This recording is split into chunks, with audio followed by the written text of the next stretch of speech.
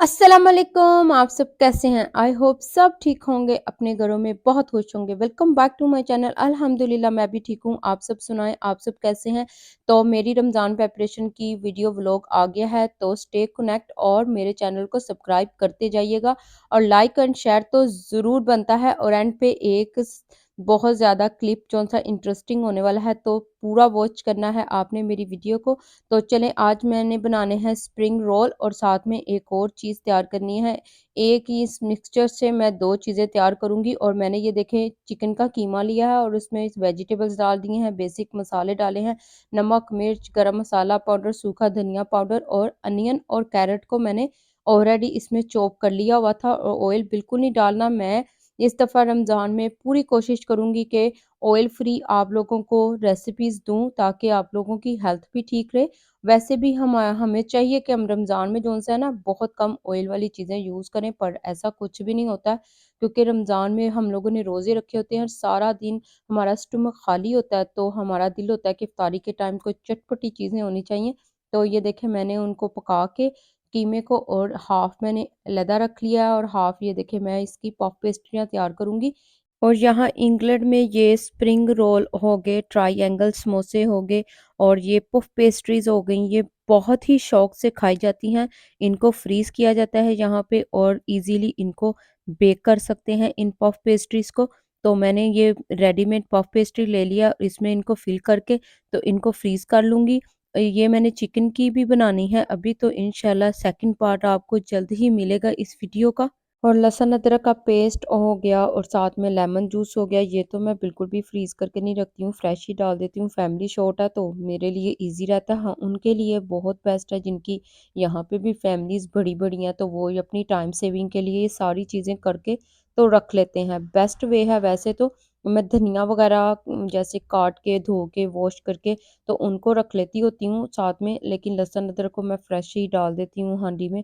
तो इनकी ये देखें मैं इस तरह से शेप करके तो इनको इस तरह से फ़ोक की मदद से करके तो कर लूँगी। ये ऑयल फ्री है, बहुत ही बेस्ट ये रेसिपी है, स्नैक है इफ्तारी के लिए, तो आप लोगों ने भी ज़रूर ट्राई कर लेना है इसको। और इनको ये देखें बेकिंग पेपर लगा के ऊपर नीचे तो इस तरह से मैं पहले इनको फ्रीज़ करूँगी, फिर बाद में मैं फ्रीजिंग बैगों में डाल के तो रखूँगी और ये बहुत ही बेस्ट हो जाता है। और आप सुनाएँ पाकिस्तान में सबकी कैसी तैयारियाँ जा रही हैं? बड़ी कोई महंगाई कर दी है पाकिस्तान में, तो कहते हैं जिसको भी फ़ोन करो वो यही कह रहा है कि पाकिस्तान में तो बहुत महंगाई कर दी है। पूरी दुनिया में ही महंगाई बहुत ज़्यादा हो चुकी है जी। चलें ये देखें मैंने अब इसको 3 एयर फ्रायर में बना के आप लोगों को दिखाती हूँ।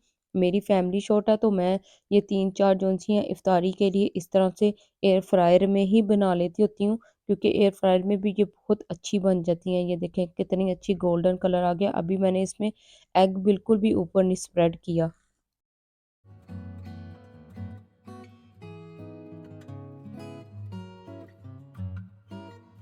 और मैं जब बनाने लगी स्प्रिंग रोल तो मेरे हस्बैंड कहते कि इधर ही लिविंग रूम में लेके आओ, तो हम दोनों मिलके जो-सा है बना लेंगे तो जल्दी बन जाएँगे। तो माशाल्लाह मेरे हस्बैंड पहले भी बहुत मेरी हेल्प करते थे, अभी भी जब उनको टाइम मिलता है तो बहुत हेल्प करते हैं। अगर मैं ये बोलूँ कि मेरे कुकिंग की इस एक्सपर्ट होने के लिए मेरे हस्बैंड का हाथ है, तो इसमें कोई शक नहीं होगा, क्योंकि मैंने बहुत कुकिंग अपने हस्बैंड से सीखी है। जब मेरी शादी हुई थी तो मुझे कोई कुकिंग वगैरह नहीं आती थी और मैं जस्ट रोटियां बनाना मुझे आती थी। और उसके बाद मैं फिर इधर इंग्लैंड में आ गई, तो मेरे हस्बैंड ने जो सा है मेरी कुकिंग सीखने में बहुत हेल्प की और मुझे पास खड़ा कर देते होते थे कि तुम मैं पकाता हूँ और तुम जो सा है ना इसको इस तरह से देखती जाओ और सीखती जाओ। बहुत ज़्यादा मैंने उनसे कुकिंग सीखी है।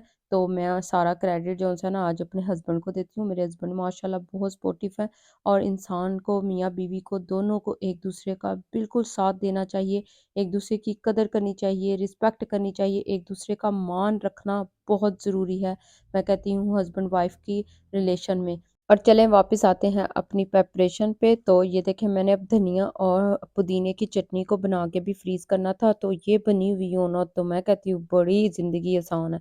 मैं इसको ज़रूर फ्रीज़ करके रखती हूँ। मेरे पास एवरी टाइम घर में ये फ्रीज़ पड़ी होती हैं, क्योंकि ज़्यादा ये इस्तेमाल में होती है, जैसे कबाब हो गए और शामी कबाब हो गए और जैसे दूसरे रोस्ट वग़ैरह हो गया, तो ये मैं लाज़मी अपने घर में इसको 12 महीने बना के ही मेरे फ्रीज़र में ये पड़ी होती है। बड़ी ही इससे सहूलत हो जाती है।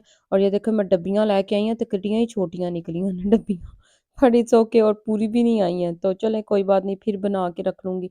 ये मुझे लगता है रमज़ान से पहले ही ख़त्म हो जानी है, तो इट्स ओके, चलता है ये भी। साथ में रियलिटी भी इंसान को दिखानी चाहिए। सारा इंसान को परफेक्ट बना के यूट्यूब पे बिल्कुल भी नहीं दिखाना चाहिए, रियलिटी ज़रूर दिखानी चाहिए।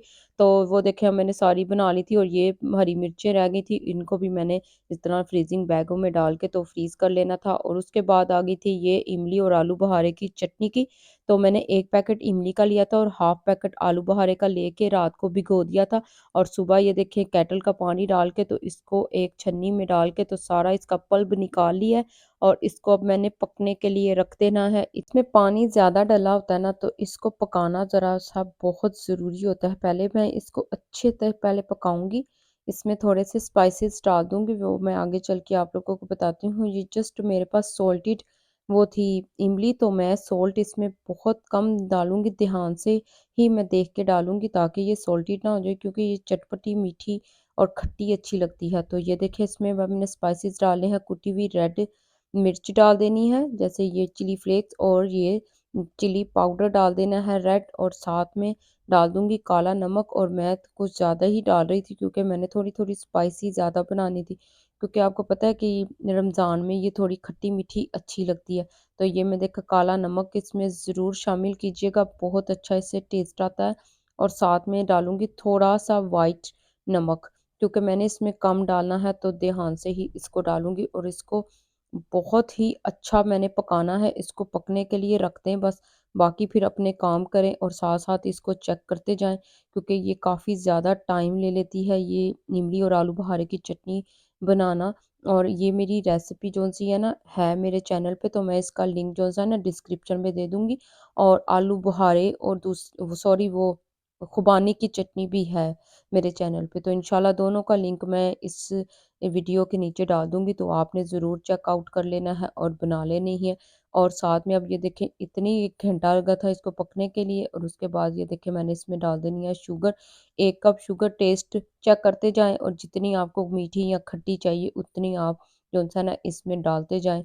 और इमली आलू बुखारे की चटनी ये देखें रेडी हो गई, पक-पक के इतनी ये रह गई है, और इसको देखिए कितना टाइम लगा इसको पकने में।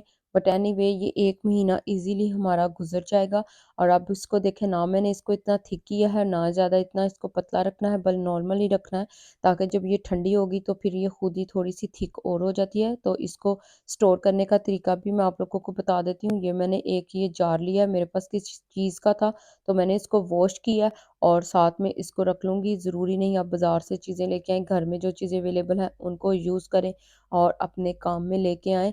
तो ये देखिए अब इसमें मैं डाल दूँगी, और वो मैंने शीशे का रखा कि इसमें भी फ़िल हो जाएगी, वो सिर्फ़ एक जार में फ़िल हुई। इतनी सी ये बनी थी बस। एनीवे 1 महीना मेरा तो ईज़िली गुज़र जाएगा। और जब आपने इसको यूज़ करना है तो इसमें आप लोगों ने वेट जो-सा स्पून बिल्कुल यूज़ नहीं करना है, नहीं तो फंगस लग जाएगी। और 1 महीना ईज़िली इसको यूज़ कर सकते हैं फ्रिज में रख के। तो ये थी मेरी आज की रूटीन, और आई होप आप लोगों को बहुत अच्छी लगे। प्रिपरेशन मेरी सिंपल सी थी, ना इतनी कोई लंबी चौड़ी थी। जो मैं ज़रूरत की रमज़ान में चीज़ें बनाती हूँ, तो वो ही मैंने आप लोगों के साथ शेयर की हैं। आई होप आप लोगों को बहुत अच्छी लगे, और अगर अच्छी लगे तो ज़रूर लाइक करते जाइएगा और मुझे अपनी दुआओं में याद रखिएगा। अब नेक्स्ट वीडियो में मिलेंगे, तब तक के लिए अल्लाह हाफ़िज़।